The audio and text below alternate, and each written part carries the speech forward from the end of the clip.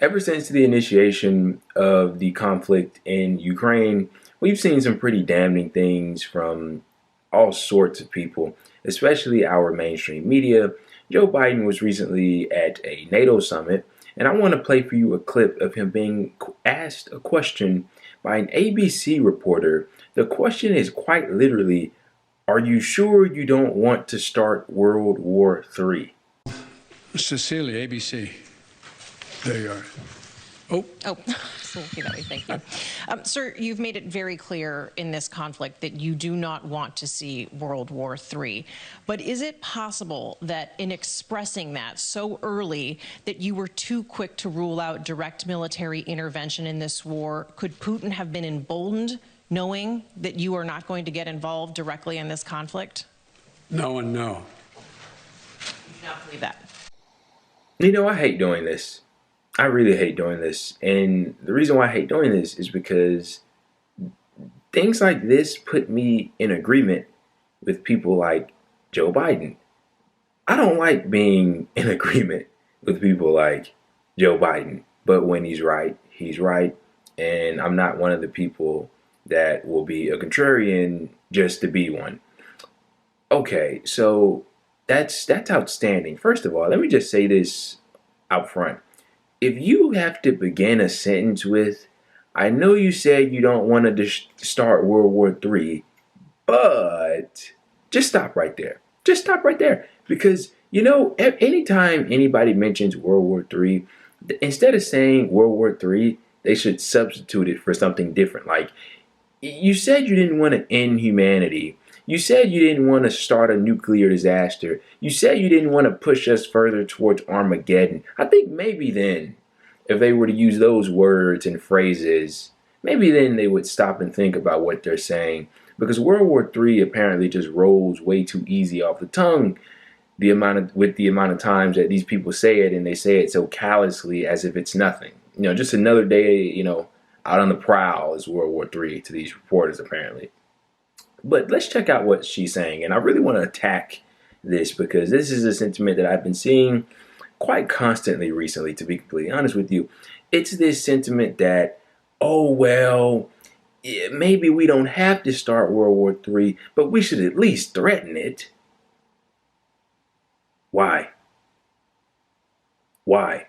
If you don't see how disastrous that line of thinking is, I truly feel sorry for you. Okay, we're not going to start World War III, but we're going to make it seem like it. That'll get Putin to call off the hounds for sure. You must be joking. There's no way you're serious.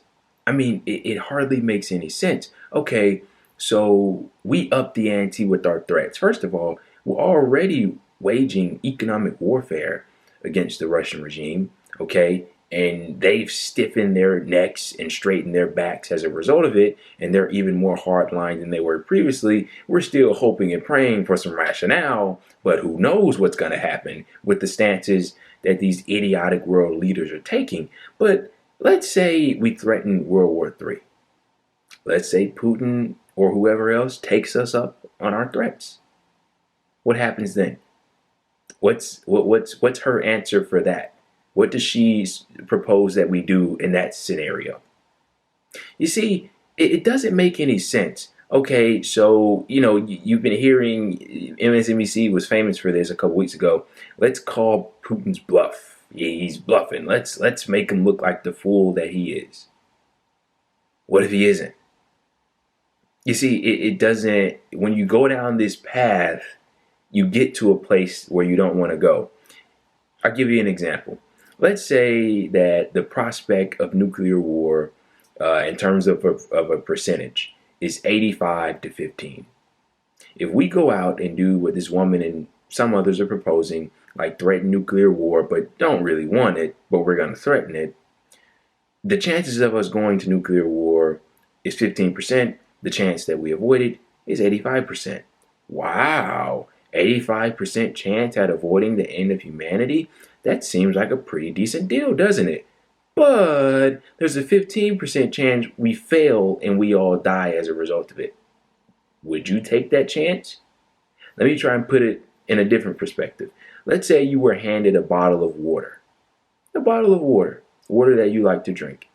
And this person said, okay, if you take a sip out of this bottle of water, all of your dreams will come true. Everything you want, it'll be whatever. Whatever your dream scenario is, you will instantly be placed into that situation.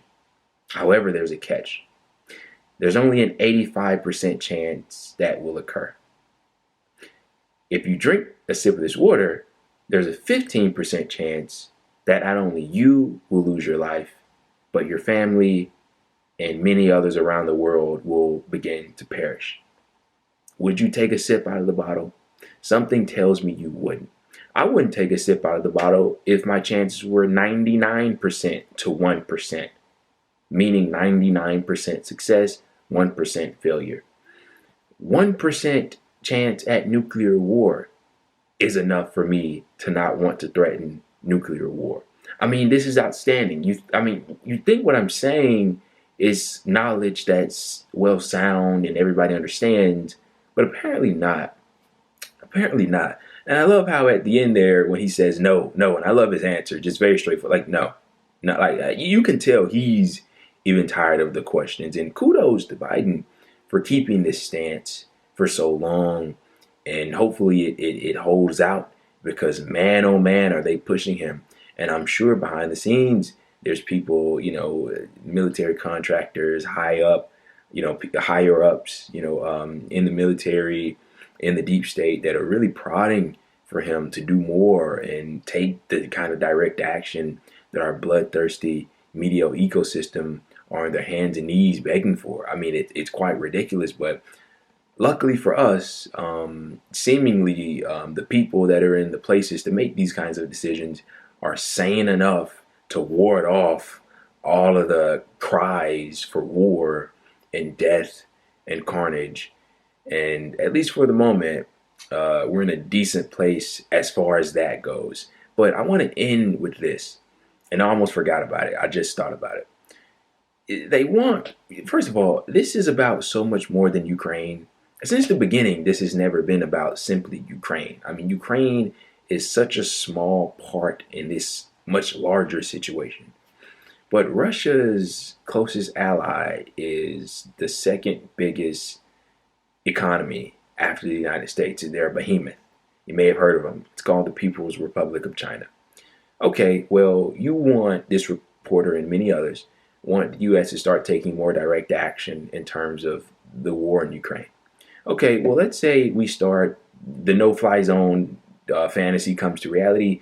We start shooting down Russian planes, killing Russian soldiers. Many Russian military personnel start to perish at the hands of the U.S. military. Okay, well, not only are we going to see a response from Russia, what makes you think their allies are going to sit idly by as this behavior goes on? I mean, they're so nearsighted. It's like they lack the ability to think about the kind of domino effect that they would incur if they would to, do the type of things that they're proposing. But anyway, I'm really glad that people like this woman aren't in any position of power to actually make these kinds of decisions, because if they were, oh boy, may God help us all.